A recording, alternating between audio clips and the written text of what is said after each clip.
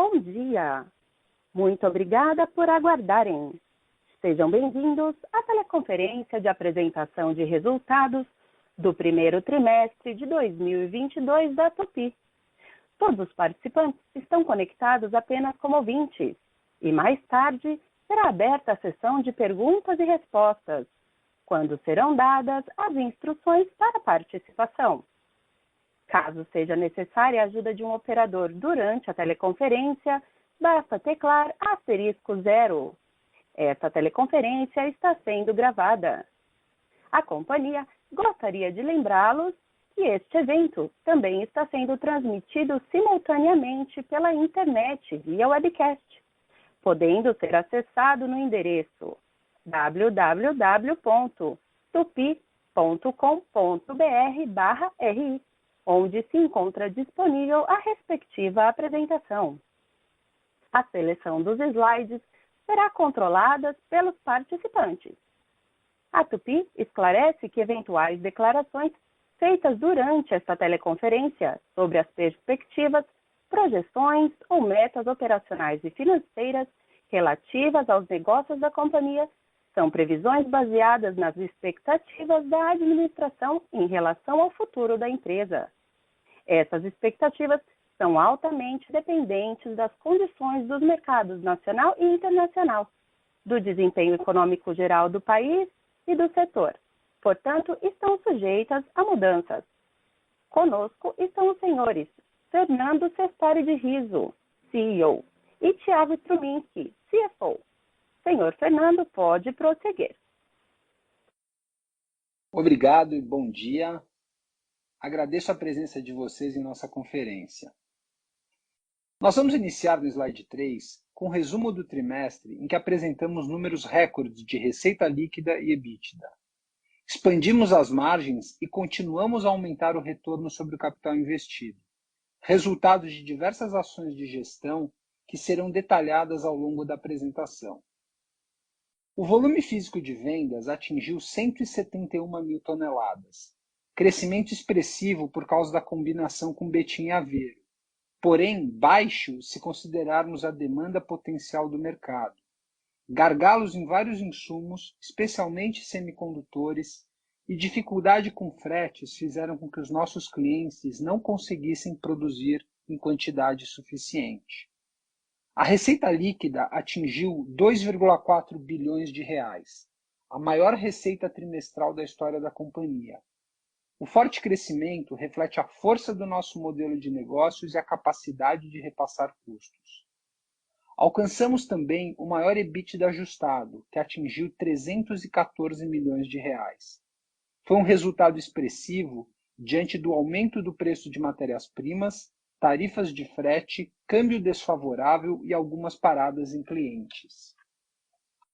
Esses efeitos foram mitigados pela intensificação, desde o quarto trimestre de 2021, de uma série de iniciativas de redução de custos e despesas, reorganização e aumento da eficiência operacional, que contribuíram para o aumento das margens tanto em relação ao primeiro trimestre de 2021 quanto ao trimestre anterior. A adição das novas plantas de Betim e Aveiro tem permitido a captura de sinergias em diversas frentes, que também trazem oportunidades nas demais operações da companhia. Várias destas ações estão ocorrendo antes do esperado. Esse melhor desempenho impactou também o resultado líquido, que apresentou lucro líquido de 74 milhões no período, versus prejuízo de 15 milhões no primeiro trimestre de 2021. No slide 4, eu quero ilustrar esses efeitos com alguns indicadores, comparando o primeiro trimestre com o mesmo período em 2018, pré-pandemia. Excluindo o resultado das operações de Aveiro e Betim, adquiridas em outubro de 2021, nosso volume físico apresentou queda de 14%, refletindo os gargalos na cadeia de suprimentos de clientes. No mesmo período, observamos o aumento de 97% do EBITDA ajustado, na mesma base de comparação, com crescimento de 130% no EBITDA por quilo, também na mesma base, que exclui as operações de Betim e Aveiro. No slide 5, mostramos que o foco na alocação adequada de capital e diversos projetos de otimização e flexibilização dos processos produtivos contribuíram para o aumento do retorno sobre o capital investido, que já atingiu patamares superiores ao período pré-pandemia. Mesmo incorporando as novas operações, que ainda apresentam resultados aquém de seu potencial, já alcançamos índice superior ao terceiro trimestre de 21, que não incluía essas plantas. A geração de valor é o pilar central da estratégia da Tupy e é fator determinante no processo de alocação de capital, seja pelo pagamento de dividendos, recompra de ações, investimentos em novos produtos e serviços ou M&As. Encerramos o trimestre com um nível de alavancagem confortável que nos permite avançar em novas avenidas de crescimento, mesmo considerando as dívidas oriundas da aquisição das novas plantas. Dessa forma, aprovamos ontem um programa de recompra de ações, demonstrando a confiança que a administração tem nas perspectivas para a companhia e no potencial de valorização das suas ações, sobretudo diante dos resultados esperados e da execução de seu plano estratégico de crescimento horizontal e vertical. Agora, para apresentar os principais indicadores do trimestre, eu convido o Thiago Struminski, nosso CFO. Obrigado, Fernando, e bom dia a todos. Mesmo com as restrições nas cadeias de produção mencionadas pelo Fernando, os volumes cresceram 2% contra o primeiro trimestre de 21. Considerando o volume das plantas de Aveiro e Betim, o crescimento foi de 34%. E o mix de transporte, infraestrutura e agricultura, excluindo a aquisição das novas plantas, ficou em 23% total ou parcialmente usinado e 24% produzidos em CGI. No slide 8, as receitas aumentaram 24% na comparação com o primeiro trimestre de 21, excluindo as operações de Betim e Aveiro, o que representa uma receita de 445 milhões. Em relação à distribuição das receitas por geografia, e já considerando as novas operações, 52% ficou no USMCA, 26% nas Américas do Sul e Central, principalmente Brasil, 19% na Europa, e os 3% restantes na Ásia, África e Oceania. Do ponto de vista de aplicação, 83% dos veículos comerciais e off-road, 13% veículos de passeio e 4% o segmento de produtos hidráulicos. No slide 9, observamos no mercado interno o bom desempenho de aplicações em veículos comerciais, máquinas e fora de estrada, decorrente principalmente do agronegócio, além das exportações indiretas. O impacto dos semicondutores na aplicação de veículos leves foi compensado pela maior participação da operação de Betim nesse segmento. No slide 10, demonstramos os efeitos das receitas do mercado externo. Tivemos um forte crescimento nas aplicações para comerciais, médios e pesados e veículos off-road, principalmente em função da retomada de investimentos em setores como infraestrutura e agronegócio. E apesar da forte demanda, veículos comerciais leves continuaram sendo afetados pelas restrições das cadeias produtivas. Aplicações para veículos leves também foram expostos aos mesmos problemas de escassez de semicondutores, efeito esse que foi mitigado pela adição de volumes das operações de Betim e Aveiro. Seguindo ao próximo slide, demonstramos a performance das vendas do segmento de hidráulica, que corresponderam a 4% das receitas. O crescimento da receita de 35% e 28% nos mercados interno e externo, respectivamente, refletem a melhoria gradual da atividade industrial, além do esforço de recomposição de preços. Passando para o slide 12, o custo dos produtos vendidos aumentaram 50% na comparação anual, impactados pela inflação de insumos, especialmente a sucata. Apesar dos efeitos negativos, atingimos uma margem bruta de 17%, um ganho de cerca de 2 pontos percentuais em relação ao primeiro trimestre de 21%. Um aumento de 54% nos custos de matéria-prima e 51% na linha de manutenção e materiais de terceiros, decorrentes principalmente do aumento de preços de materiais na comparação anual e também em função do volume produzido. Um acréscimo de 48% na conta de mão de obra, ocasionada principalmente pelo quadro de colaboradores, que inclui as novas operações, realização de horas extras e negociação da database. As despesas operacionais registraram um aumento de 52%. O resultado foi impactado pelo aumento de volumes, pelo crescimento expressivo das despesas com fretes, também da negociação salarial da database e inclusão das despesas das novas operações. Excluindo as despesas com frete, a variação foi de 14%, mesmo após a inclusão das novas unidades, refletindo diversas ações de ganhos de eficiência e redução de custos. No slide 13, o EBITDA ajustado atingiu 314 milhões, uma margem de 13%, superior ao quarto trimestre de 21 e também ao primeiro trimestre de 21. Excluindo as novas operações com o intuito de manter a mesma base de comparação, a margem foi de 15%. A margem das operações de Betim e Aveiro atingiram 5% contra 2% no quarto trimestre de 21, quando foram afetadas por fatores não recorrentes, em função da decisão de perímetro de aquisição, que na prática diminuiu bastante as vendas daquele trimestre em especial, por não incluir algumas subsidiárias. Na parte inferior do slide, registramos lucro líquido no primeiro trimestre de 22, no valor de 74 milhões, com margem líquida de 3%. No próximo slide, número 14, falamos sobre o resultado financeiro. Em fevereiro de 21, nós realizamos uma emissão de Senior Notes, reduzindo o custo da dívida em dólares de 6,6% para 4,5%, além da redução das despesas financeiras observadas, principalmente no primeiro trimestre de 21, a base de comparação foi afetada por despesas com a liquidação antecipada incorridas no ano passado.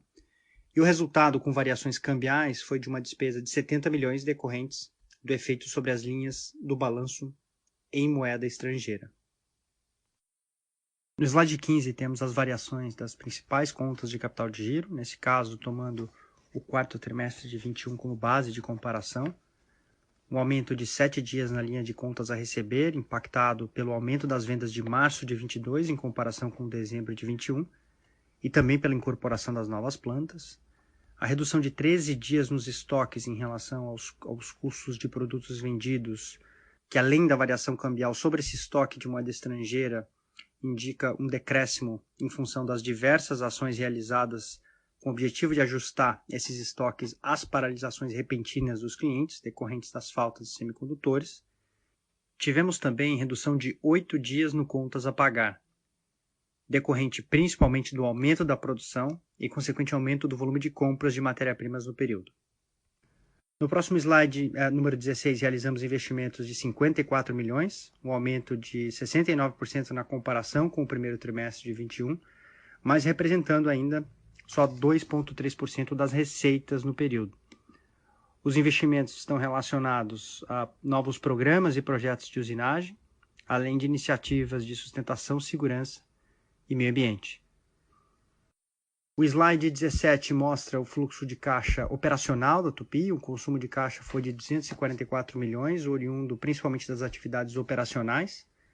O resultado ele é decorrente principalmente do aumento da linha de contas a receber, dado o volume de vendas a maior no mês de março, que terão reflexo positivo nos próximos trimestres, e pagamento de fornecedores para o processo de formação de estoques na Europa, não contemplados no período de aquisição das operações da Texid.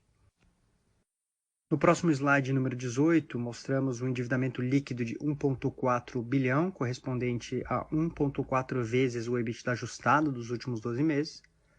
As obrigações em moeda estrangeira representam 77% do total, relacionados principalmente ao bond com amortização única em fevereiro de 2031 e juros de 4,5% ao ano, pagos semestralmente. E em relação ao caixa, 52% estavam denominados em moeda local. Encerramos o primeiro trimestre com uma posição de caixa bastante confortável, de cerca de 953 milhões de reais. Agora eu passo a palavra ao Fernando, que falará sobre as iniciativas mais recentes. Obrigado, Thiago. No slide 20, eu quero destacar a importância e o racional estratégico dos movimentos recentes. Com a aquisição das plantas da Texid em Betim e Aveiro, ganhamos escala, o que nos permite flexibilizar ainda mais as operações, capturar sinergias e aumentar a eficiência em diversas frentes, além de contribuir para a obtenção de novos contratos. São operações similares às nossas, localizadas em países com custos competitivos, energia abundante e para os quais temos um plano de integração em andamento com bons resultados. Com a aquisição da MWM do Brasil, ainda sujeita à aprovação pelo CAD, oferecemos uma nova proposta de valor à indústria, preparada para os desafios das próximas décadas. Nessa nova companhia, a MWM obtém a independência necessária para oferecer seus serviços a todos os clientes fabricantes de motores, e a Tupy adquire o know-how necessário para avançar ainda mais na cadeia de fornecimento dos seus clientes, atuais e futuros. No slide 21, quero falar sobre o modelo de Contract Manufacturing da MWM, que consiste na montagem de produtos de terceiros sob encomenda. É um serviço que complementa nossas atividades de fundição e pré-usinagem e que, dada a sua complexidade técnica, não conseguiríamos avançar de modo orgânico. Nesse modelo, vamos oferecer serviços de usinagem, montagem de subcomponentes e motores e serviços de engenharia. Assim, colaboramos ainda mais com os nossos clientes e permitiremos que eles aloquem recursos em outros desafios e oportunidades. Essa nova empresa se beneficiará de tendências importantes, como a terceirização, nacionalização de motores e diversificação de produtos para atender novos combustíveis e padrões de emissão. No próximo slide, demonstramos que essa transação marca a entrada da Tupy em setores importantes. Cada um tem suas particularidades e pontos em comum. São negócios cujos custos de desenvolvimento, aprovação e testagem são elevados, mas uma vez que já foram absorvidos, têm um alto retorno sobre o capital investido e elevadas perspectivas de crescimento no Brasil. Hoje a empresa fornece ao segmento de reposição mais de 24 mil componentes para motores diesel, gás, biogás e para geradores de energia e motores marítimos.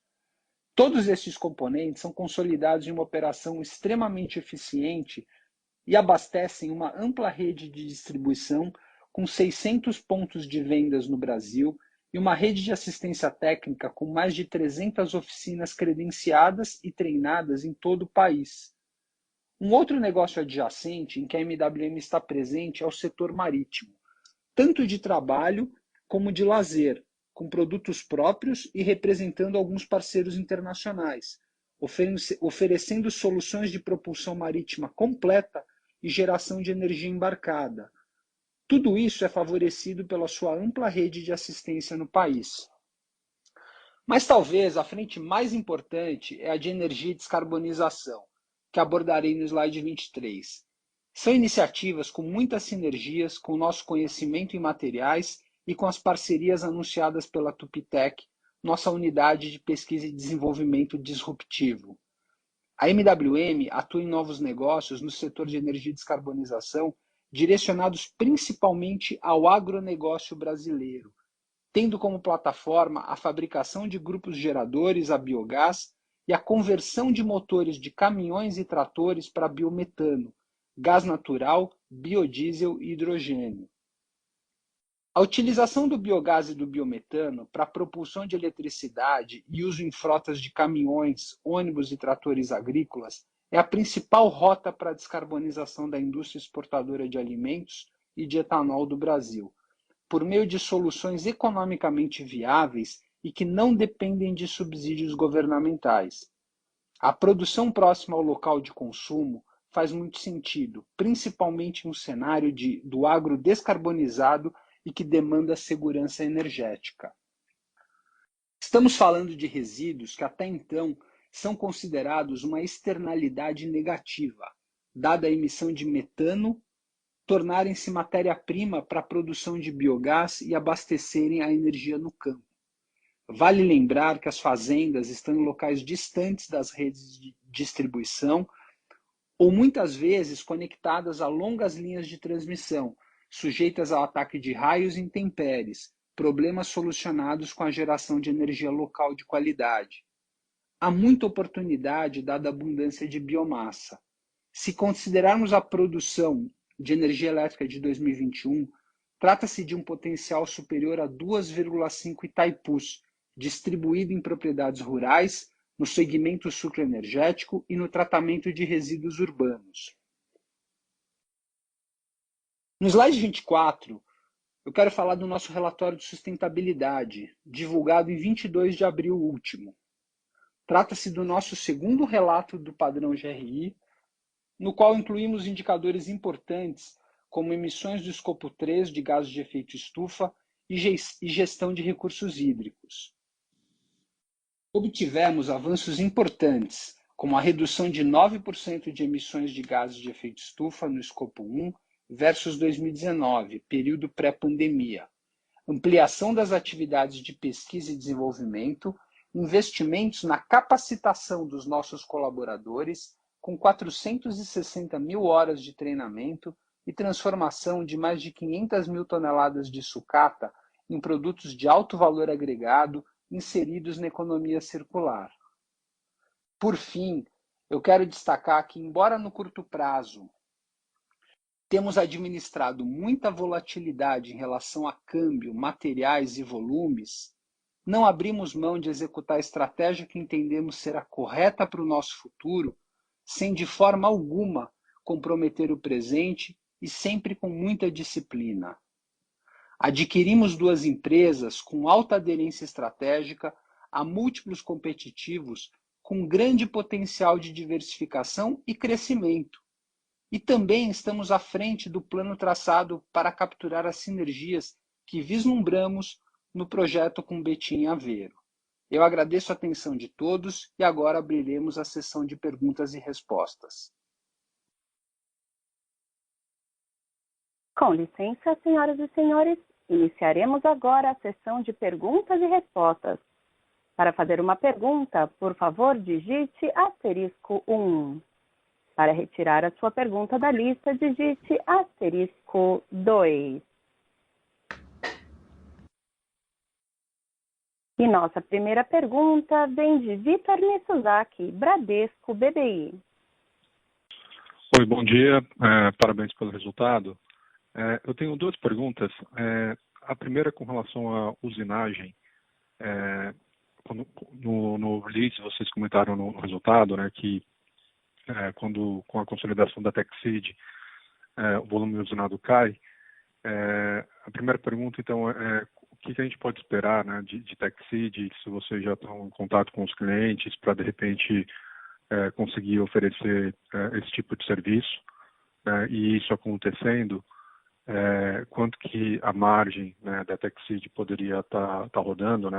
A gente já viu uma melhora agora no primeiro trimestre, mas considerando esse upside de usinagem, quanto que a gente poderia esperar de margem? E a segunda pergunta, também relacionada à TechSeed, a gente está vendo uma velocidade maior do que esperado, né, nesse processo de integração.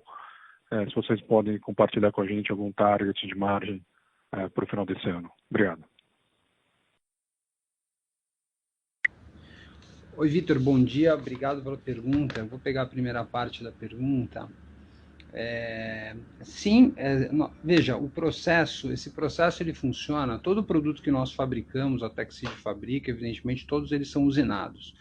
O processo é o movimento de terceirização dos clientes.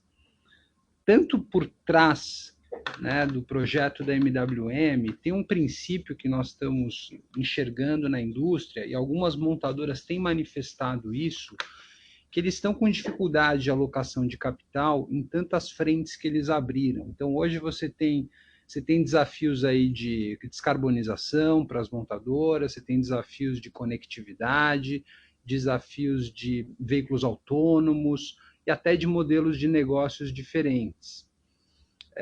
E nesse sentido, algumas montadoras já indicaram que não têm intenção de investir mais nesse negócio, uma vez que ele já está maduro e que eles conseguem fornecedores, obviamente, aptos a oferecer esse serviço.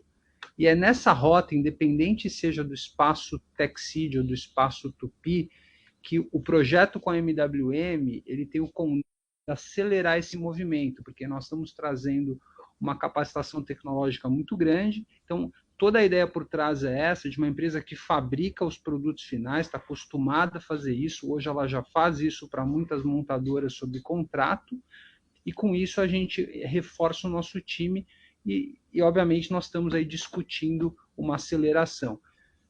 nós não temos, né? À medida que nós tivermos projetos, nós vamos estar anunciando esses projetos, à medida que eles forem entrando, mas existem muitas discussões em andamento, existe muito interesse dos clientes nessa parte, porque e toda a lógica reside no fato de que nós acreditamos que vamos conseguir colocar produtos semelhantes embaixo de um mesmo telhado e com isso gerar eficiência para toda a cadeia, tá? Então a gente acredita que novos projetos devem nascer de outra forma, não devem mais nascer integrados dentro das montadoras, e obviamente no processo de renovação das capacidades dos clientes é o momento da nossa oportunidade para entrar. Então realmente a gente tem uma visão positiva nesse sentido do crescimento desse segmento, tá? Só complementando, Vitor, aqui o Thiago falando, acho que em relação às margens, né, nós demos uma referência mais de longo prazo, de 3 a 4 anos, de equalizar as margens da Texid, né, muito próximo à referência Tupi, que nós praticamos hoje, mas a maneira como nós temos que olhar a usinagem não é de forma independente na Texid, até porque não necessariamente ela vai ser feita lá, né? A gente pode usinar eventualmente um produto que é fundido em Betim ou mesmo em Aveiro, mas o processo de usinagem pode ser feito em Joinville, pode ser feito em Ramos Arizpe, no México, ou qualquer outro lugar, né? Por isso que a gente até convida cada vez mais, né, o investidor a olhar menos para a margem da Texid e mais para a margem combinada, porque isso vai acontecer cada vez mais ao longo do tempo. Até porque, Thiago, me permita complementar, até Vitor, é importante entender que dentro desse espaço da Tupi orgânica, um pedaço dessa melhoria também tem origem na aquisição com a Texid, que permite que a gente gere essas eficiências em todo o processo. Isso faz sentido por quê? Porque à medida que o tempo está passando, nós estamos trocando produtos entre as plantas, nós estamos combinando matérias-primas, uniformizando matérias-primas, e com isso a gente ganha ganhos de eficiência de compra, nós estamos realocando produtos por similaridade, por ligas específicas, e assim eu vou gerando eficiência dos dois lados. Então, adiante, não vai fazer mais sentido ter essa segregação entre Tupi e Texid, tá? Nós nem vamos mais publicar, porque não tem mais sentido, e o que interessa realmente é a margem combinada da companhia, porque a Texid ela passa a ser parte integral desse sistema. Tá? E a gente está querendo mostrar para passar a confiança do movimento e da melhoria que nós estamos promovendo na companhia. Ótimo, obrigado. Obrigado, Luciano. Nossa próxima pergunta vem de Fernanda Recchia, BTG Pactual. Oi, pessoal, bom dia. Obrigado por pegar a minha pergunta e parabéns pelos resultados. 2 pontos aqui que eu queria explorar. O primeiro é com relação a reajuste de matéria-prima. Queria entender aí se vocês já fizeram todo o reajuste de custo de matéria-prima que subiu bem nos últimos meses, ou se deveríamos ver alguma coisa aí para os próximos trimestres. E o segundo ponto, eu queria explorar um pouquinho mais o volume, né? Como vocês mostraram, excluindo aí os efeitos de Texid, os volumes ainda estão abaixo dos níveis pré-pandemia. Se vocês puderem falar um pouquinho a visão de vocês para o ano, quando vocês estão esperando atingir aí os níveis pré-pandemia, ajudaria bastante a gente aqui na modelagem. Então, essas 2 perguntas do meu lado. Obrigada. Oi, Fernanda, bom dia, obrigado pela pergunta. Então, do ponto de vista de volumes, vou pegar a segunda parte primeiro, nós estamos enxergando o seguinte, existe uma demanda reprimida, é sempre importante lembrar o que a gente faz, nós fazemos componentes para bens de capital. Esses bens de capital, hoje, os nossos clientes não estão conseguindo produzir tudo aquilo que eles poderiam vender. E na ponta, o frotista, seja a empresa de construções, a empreiteira ou produtor agrícola, ele acaba utilizando a máquina por mais tempo do que ele gostaria. E com isso ele está incorrendo num custo de manutenção superior. Já passou do ponto de eficiência. E como todos esses setores eles estão observando margens melhores, eles estão com intenção de trocar o equipamento e gerar mais eficiência. Mas eles não estão conseguindo porque não tem equipamento. Por outro lado, os equipamentos estão sendo utilizados intensamente. as máquinas estão utilizadas, os índices de fretes americanos, por exemplo, tem os índices de fretes lotados, né, 100% truckload, eles continuam bastante aquecidos.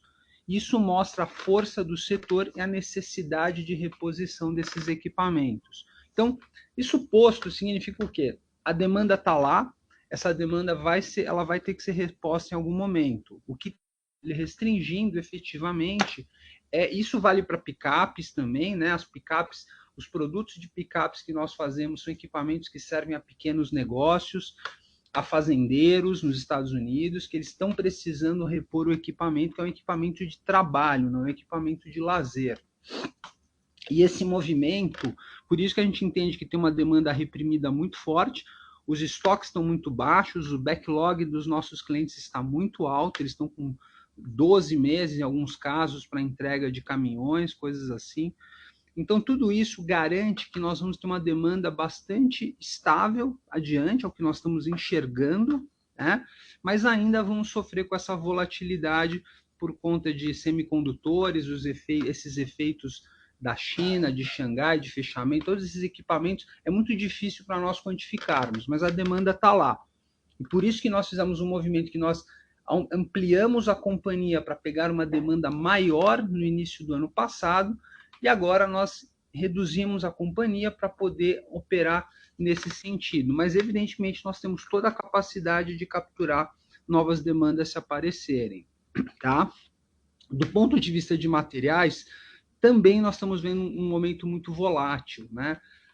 Por exemplo, a Ucrânia e a Rússia são responsáveis por uma grande parcela da exportação de ferro-gusa.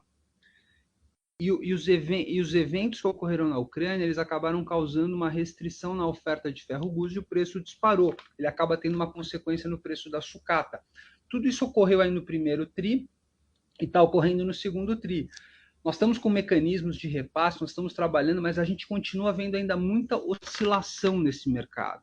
Tá? Então, tem muita oscilação de preços de materiais, nós estamos vendo não ferrosos também com bastante oscilação, embora cobre tenha caído um pouco, mas tem algumas sinalizações, é muito difícil de fazer qualquer previsão nesse setor, como vocês sabem, e nós não repassamos integralmente. Esse é um processo contínuo na companhia de repasses de materiais, que obviamente a gente sempre acumula um certo atraso, tá? Mas assim, e por isso que é importante destacar a margem que nós executamos na Tupi Orgânica, ela é muito importante, porque quando você está com um indicador de materiais no nível tão elevado como foi ao longo do primeiro TRI, você tem uma margem de 15%, o efeito dos materiais, ele diluiu essa margem.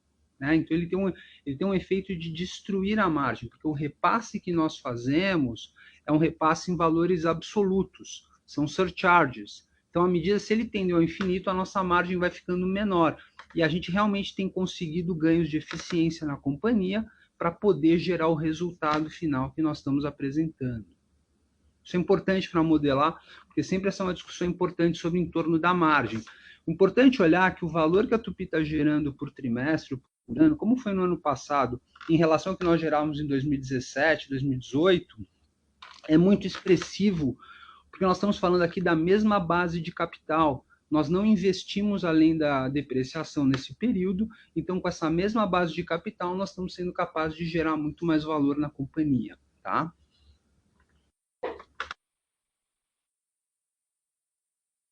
Certo, pessoal. Obrigada pela resposta e parabéns de novo pelo resultado.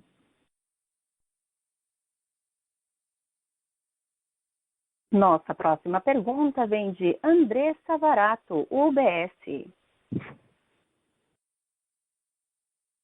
Oi, bom dia, Fernando e Thiago. Obrigada por pegar minha pergunta. Eu tenho um follow-up aí na questão das margens, né? Acho que existem, assim, vários moving parts aí para que a gente pode esperar das margens para os próximos trimestres. Então, acho que eu queria entender um pouco como que vocês enxergam esse conjunto, né? Acho que os ganhos de eficiência, aumento de sinergias com a TechSeed, uma eventual alavancagem operacional também com aumento de volumes, né? Que eu imagino que vocês esperam no decorrer do ano. E também o atual ambiente de alto custo de matéria-prima, inflação alta, Como pensar na margem, assim, acho que para os próximos trimestres? Obrigada. Bom, obrigado pela pergunta. De fato, hoje nós temos bastante volatilidade, né? Seja do ponto de vista de câmbio, preço de materiais, ou mesmo volumes, né, e eventuais paradas.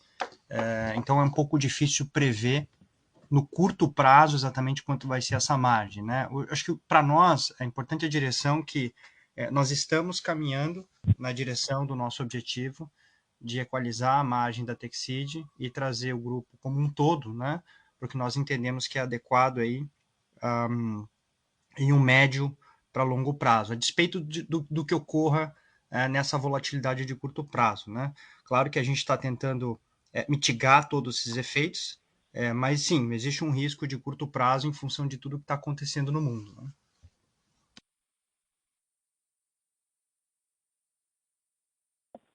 Tá ótimo, obrigada. Nossa próxima pergunta vem de Renata Cabral, Citibank. Oi, pessoal, bom dia. Obrigada aí por ter pego minha pergunta. Eu tenho duas. Uma é em relação a volume e perspectivas para esse ano, né? Normalmente, principalmente em veículos pesados, que vocês estão indo super bem, em ano de mudança, né, do padrão euro, né, esse ano indo para o euro 6, espera-se uma pré-compra, né, de veículos pesados. Ao mesmo tempo, vocês até mencionaram que as OEMs estão com um backlog super grande, né? Então, a minha pergunta é se vocês têm a impressão de que essa pré-compra vai acabar não acontecendo por causa da capacidade da indústria entregar e, consequentemente, o próximo ano talvez não tenha tanto esse impacto do pré-buy. É a pergunta 1. A pergunta 2 é em relação à escassez de matéria-prima, principalmente sucata, né? Que no ano passado, inclusive, estava impactando a qualidade das sucatas que estavam disponíveis, né, no mercado, com uma qualidade acabando sendo um pouco inferior. Queria saber se isso se normalizou ou está em processo de normalização aí para vocês. Obrigada.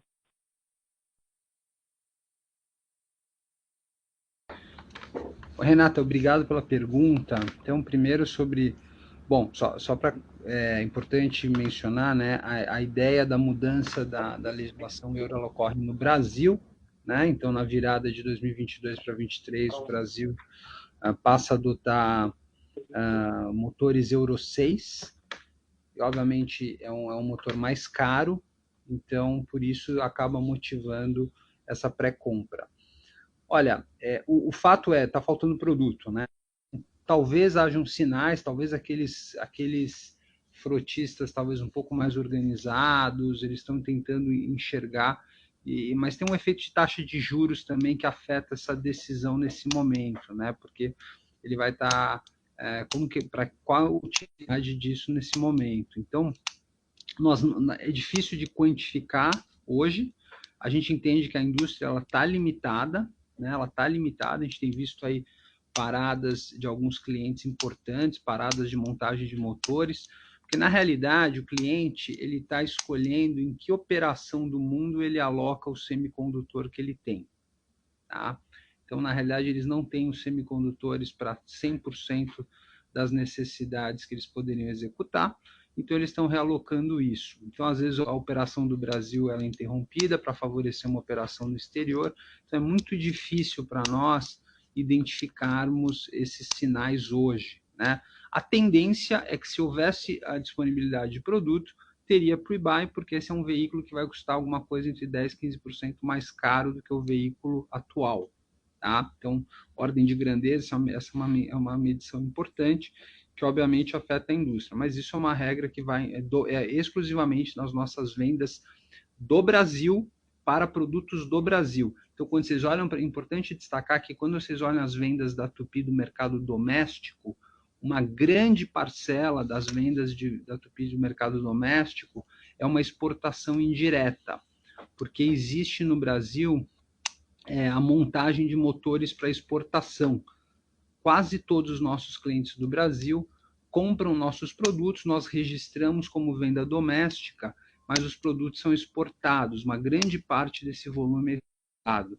Então, pode ter um efeito aí, mas a gente entende que no agregado da Tupy nós não vamos ver uma grande variação, mesmo que haja um pre-buy e uma pequena queda no Brasil no próximo ano. Tá? Sobre a pergunta da sucata, realmente diminuiu um pouco os efeitos de qualidade de sucata e de materiais na nossa operação. Esse teve um efeito curioso, porque as restrições de fretes internacionais afetaram a exportação de materiais de Brasil, de sucata do Brasil também. Isso, de certa forma, ajudou a nossa operação. Então, mas todos esses efeitos que ocorrem na indústria do aço, por exemplo, essa abertura à importação de aço, ela também deve afetar esse mercado de sucata do Brasil. Mas sempre lembrando que esse é um mercado que a gente praticamente tem um efeito de médio prazo neutro, com repasse, e obviamente o problema da contaminação ele gera um custo adicional na companhia, que nesse momento nós não estamos vendo. Então, até o nosso resultado do primeiro TRI, ele mostra uma companhia bastante eficiente nesse período. Tá? Então é isso. Tá certo. Obrigada, viu, pelas respostas. Bom dia aí para vocês.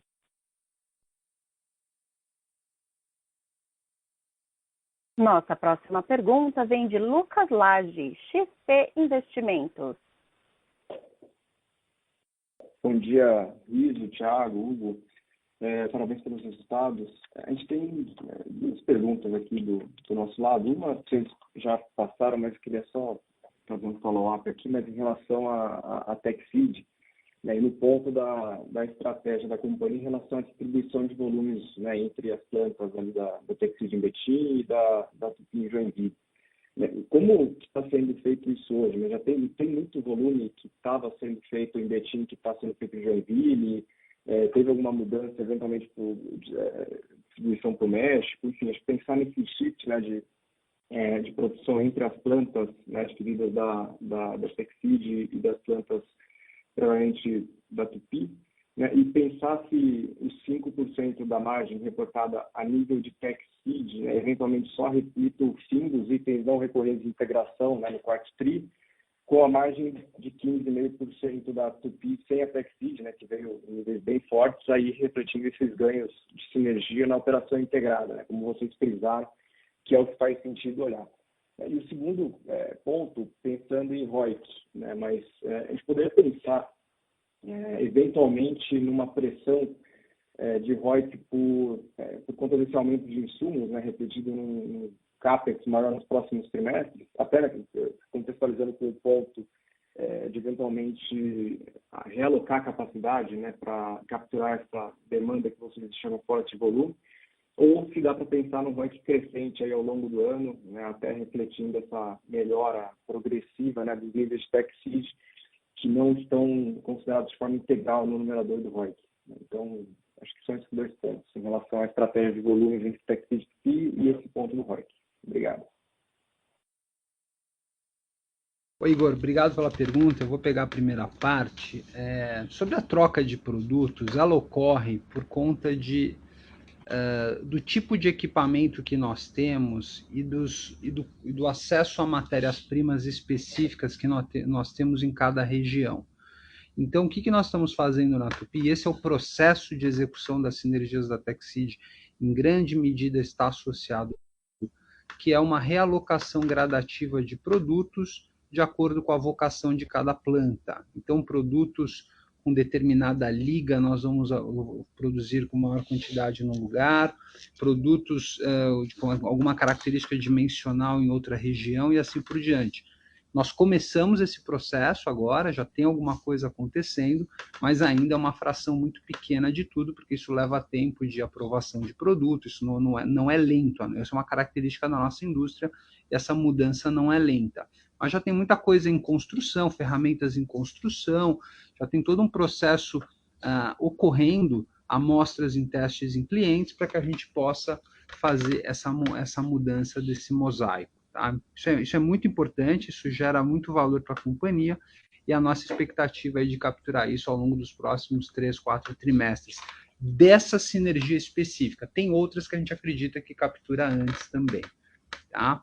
Então, Thiago, se você quiser continuar com a... E do ponto de vista das margens, né, a Texid, nesse trimestre, né, no caso as operações de Betim e Aveiro, elas demonstram uma combinação de 3 meses de venda, né? Lembrando que o quarto trimestre do ano passado não era uma boa referência, porque nós não tivemos efetivamente 3 meses de vendas, e já um pouco desse impulso de captura de sinergias, né? Mas aí, mais uma vez, lembrando, o nosso convite de sempre olhar a margem como um todo, né? Porque nós conseguimos algum benefício dessa negociação de sinergias também em Joinville, também no México, né, em função dessa combinação. Por isso, cada vez mais a tendência, né, é migrar para olhar a margem do todo, né, e não só da Texid. Em relação ao ROIC, a nossa expectativa é alguma desmobilização de capital de giro daqui para frente, né? Lembrando que nós fizemos um esforço grande aqui para formar os estoques, principalmente das plantas da Texid, pela perspectiva contratual de 4 a 5 semanas lá fora, que nós não tínhamos, né? Então, os últimos meses foram bastante intensos em consumo de capital de giro, e a gente entende que agora começa a ter um pouco do efeito contrário, né? Então, nosso objetivo aqui de agora em diante é aumentar o ROIC, não só pela questão do NOPAT em si, que tem vindo forte, mas também pela mobilização de capital de giro, dado que o CAPEX, ele seguramente está bastante disciplinado. Na verdade, que a gente eventualmente vai ter que gastar um pouco para executar sinergias, mas a gente tem caminhado, do ponto de vista de desembolso e consumo de CAPEX, muito próximo à depreciação. Está claro, Thiago e Riso. Obrigado e parabéns pelos resultados de novo. Bom dia. Obrigado. Nossa próxima pergunta vem de Werner Roger, Trígono Capital. Bom dia, Fernando. Acionistas bastante felizes com os resultados, alinhados aí com as estratégias da companhia. Eu sei um tema que você gosta bastante, que é tecnologia. Queria comentar a respeito, né, da competitividade do ferro fundido em relação ao alumínio nos veículos leves, né? Então essa é uma questão, se existe a possibilidade de voltar a ganhar mercado nesse segmento, os leves. E também nós vimos o lançamento aí da Land Rover de um híbrido a diesel, né? Então, minha pergunta é se, quer dizer, além do etanol, do diesel, nós podemos ter híbridos por exemplo, com gás, se é algo viável, sim, e que esse mercado ganhe dinâmica, né? Principalmente os híbridos com diferentes tipos de combustíveis, né? Isso olhando, não no curto prazo, mas se a gente olhar aí no horizonte de 3 a 5 anos, né? Essa migração cada vez maior para híbridos e diferentes combustíveis dependendo da região, né, que tem suas vantagens. Werner, obrigado pela pergunta. Então, acho que você levantou um ponto excelente, né, que a Tupy, na semana passada, nós apresentamos no simpósio de Viena uma patente que nós arquivamos de um novo produto, que é uma liga especial, um ferro vermicular com uma característica específica, com uma resistência muito maior, e nós fizemos uma simulação de um motor que hoje é feito em alumínio, nós refizemos com o mesmo desenho, com a mesma arquitetura do motor, um produto em ferro fundido vermicular, com paredes muito finas, combinado com plásticos especiais.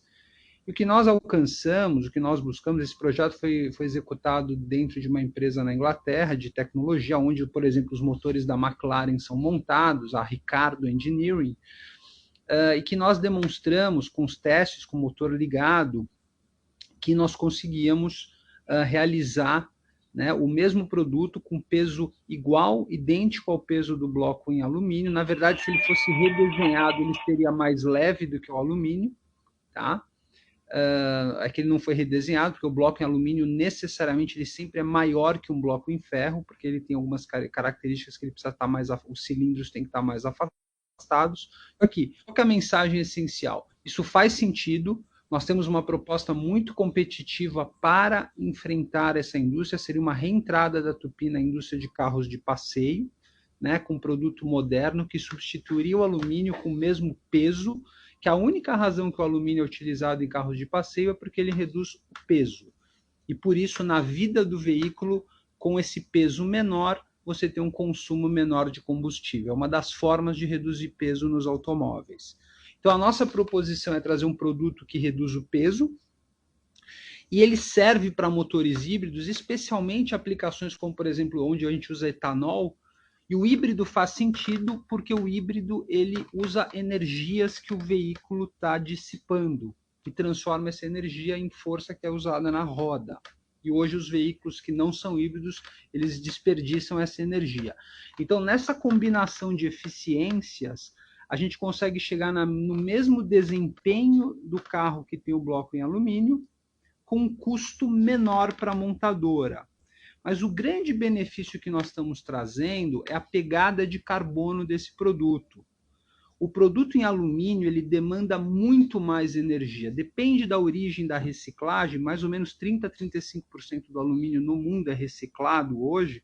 Acho que esse é um número importante. Então, o restante alumínio novo que tem que ser colocado na sociedade, o nosso produto ele usa muito menos energia. É da ordem de 5 a 7 vezes menos energia que você precisa, desde a origem do material ou com a fração de reciclagem, para você chegar ao produto final. Porque a bauxita, para ser obviamente reduzida, ela precisa de muita energia. Então, é do processo. Então, a lógica que nós estamos entrando é uma proposição que nós vamos ter o mesmo desempenho do alumínio com uma pegada de carbono muito menor.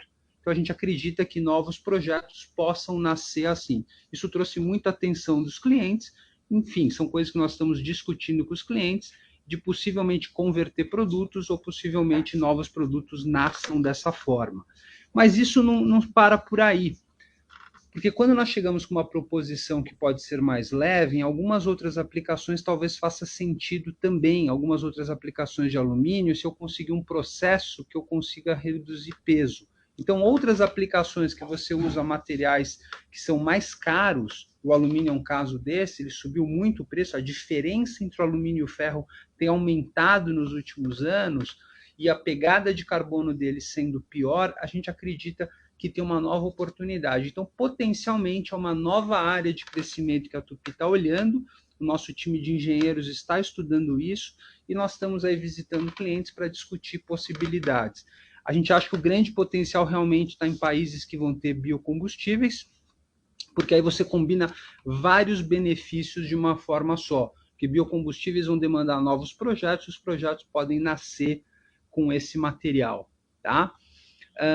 Sobre a pergunta do gás, sem dúvida nenhuma, o gás vai ser um combustível muito importante em diversas partes do mundo, especialmente nos países que você tem gás disponível e nos países que você tem uma indústria agropecuária forte por conta do biogás e do biometano.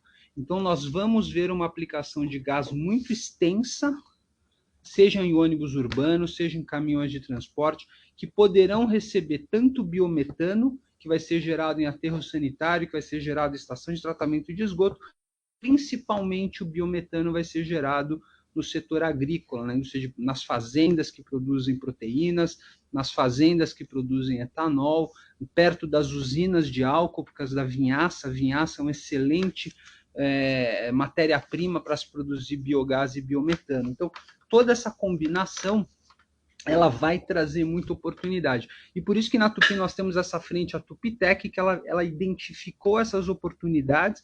De um lado, a gente sabe que tem biocombustíveis que são muito eficientes, é o caso do etanol, é o caso do biogás, do biometano, e do outro, a gente tem que preparar produtos que a gente enderece as dificuldades e os desafios dos nossos clientes e possa alcançar. Então, a gente tem uma expectativa muito grande nesse setor e também, obviamente, quando eu falo de MWM, da utilização de motores a biometano para tratores e caminhões que operam em fazendas, ônibus urbanos, muito melhor do que qualquer alternativa de usar um ônibus elétrico, porque é um ônibus que você guarda um motor diesel, substitui por um motor a biometano, se paga em 1 ano, esse motor vai ser usado por mais de 5 anos, e na hora de vender o veículo, você recoloca o motor diesel e vende o veículo. O ônibus elétrico, além de ser muito caro, né, ele obviamente é muito difícil de ser revendido. E tudo isso afeta o preço da passagem, que hoje é subsidiado pelas grandes cidades. Então, toda essa lógica econômica a gente está trazendo na mesa, e por isso que as nossas decisões estratégicas, a nossa entrada, ela é muito importante. O viés tecnológico é muito importante nas decisões que nós tomamos, porque nós estamos tentando entender as tecnologias que fazem sentido para a sociedade, ambientais e, obviamente, em termos econômicos, que o tripé da sustentabilidade seja respeitado. Tá? Obrigado, Fernando. Então, realmente, tecnologia, Tupitec é o futuro aqui como alternativa. Então, sem dúvida. Assim como a reciclagem de baterias, né, Werner, e o hidrogênio, que acho que são as outras grandes pilares que nós estamos seguindo e, obviamente, também estão chamando muita atenção de clientes, porque é importante, né? O hidrogênio, sem dúvida nenhuma, é um combustível importante no futuro, e o hidrogênio vai ser usado em motores a combustão para muitas aplicações, gente, para muitas aplicações onde você não consegue operar de outra forma. Tá? Ok, perfeito. Obrigado. Obrigado. Com licença, lembramos que para fazer perguntas, basta digitar *1. Novamente, caso haja perguntas, basta digitar *1.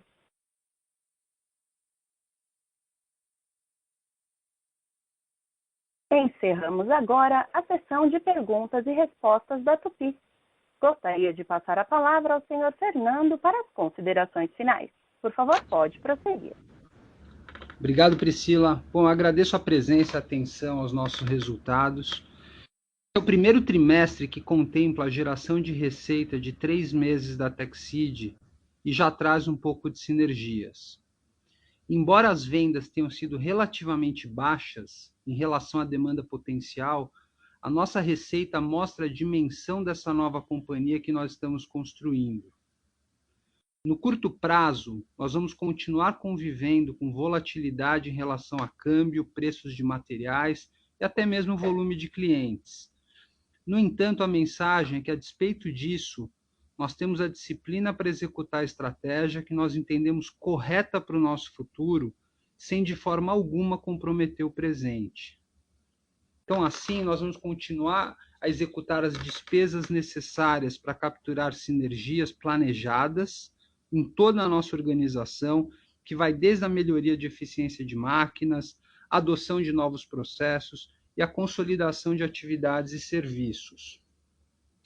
Na Tupi Orgânica, em que o CPV em um ano subiu 50%, nós alcançamos um EBITDA superior a 15%.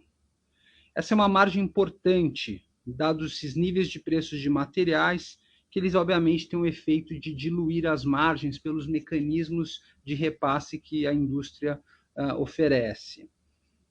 Esse EBITDA correspondeu a 292 milhões de reais nesse espaço da Tupi Orgânica.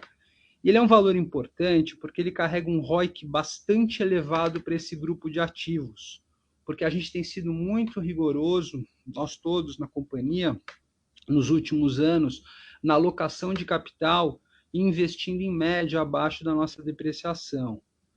O esforço agora é carregar esse desempenho para as operações de Aveiro. Esse plano está andando bem e, na nossa visão, nós estamos inclusive à frente do planejado. Nós manteremos essa disciplina financeira dentro de um processo de alocação de capital que busca geração de valor, seja por novos projetos, recompra de ações ou pagamento de dividendos, e que também tem se refletido no ROIC da companhia, que tem melhorado continuamente. A gente acredita que o principal ciclo de aquisições foi concluído e nós conseguimos alcançar a nossa arquitetura estratégica que nós havíamos planejado. Nós adquirimos 2 empresas com alta aderência estratégica, a múltiplos competitivos, com grande potencial de diversificação, e quero reforçar aqui o crescimento que nós vemos adiante, seja no negócio atual, seja pela ampliação da oferta de serviços e a entrada em novos segmentos que a MWM aporta à Tupy. Todas essas ações que nós temos anunciado, elas são resultados da estratégia e constante transformação que nós estimulamos na Tupy. O capital tecnológico e a base de talentos da TechSeed e MWM, eles intensificam a nossa prática de investir nas pessoas em sua capacidade ilimitada de transformar conhecimento, tecnologia e parcerias em valor.